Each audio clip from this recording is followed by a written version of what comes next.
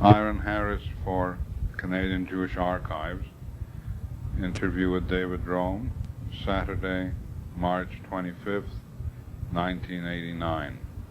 Yeah, I'm trying to understand why it was necessary to establish a Congress when the DeSola group is overthrown and the Democratic Young Turks have come in, and since you emphasize that the differences were really a question of democratic. That's right. Why was it necessary to establish a Congress after the Zionist organization supposedly should have become democratic? No, not that the Zionist organization should have become. The Zionist organization agreed that there should be a Canadian Jewish Congress. To be more precise, the Zionists would support the convening of a Canadian Jewish Congress. The way I understood it, the difference between the Brynan group and the DeSola group was a question of democratic... democratic management of what? Of whom? Of the community. All right, so in order to have democratic management of the community, you need to establish a Canadian Jewish Congress. Why not do it through the Canadian Zionist organization? The Zionist organization is limited to Israel. Their objective is only work in Palestine. But yet, when they raised funds for the war... It was in a joint group. They decided to cooperate with the Brynan group and set up a special fund, campaign fund, call it the HACS, whatever you want to call it, and to carry through the campaign. The Zionist organization didn't get engaged in work for overseas Jewry or for management of the community. That wasn't their mandate.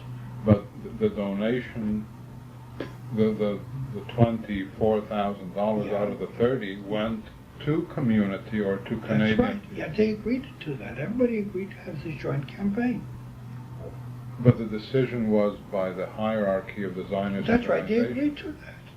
But here is a Zionist organization. Yeah. You just told me whose emphasis was on Palestine. That's right. And here they are donating to local causes. All Zionists contributed to local causes, not through the Zionist organization, through local community institutions, like today.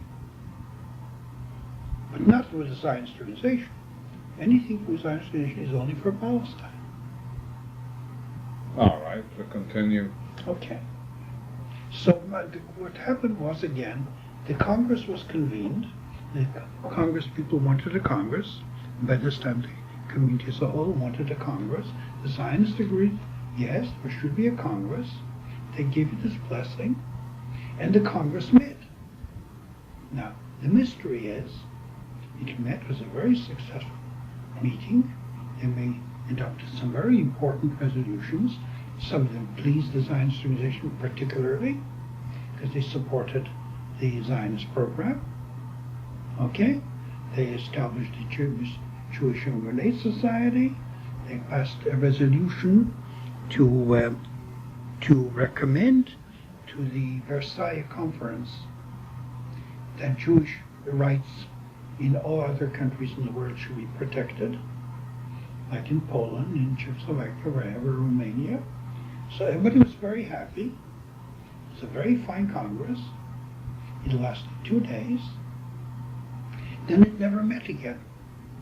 Did it agree not to meet again? No.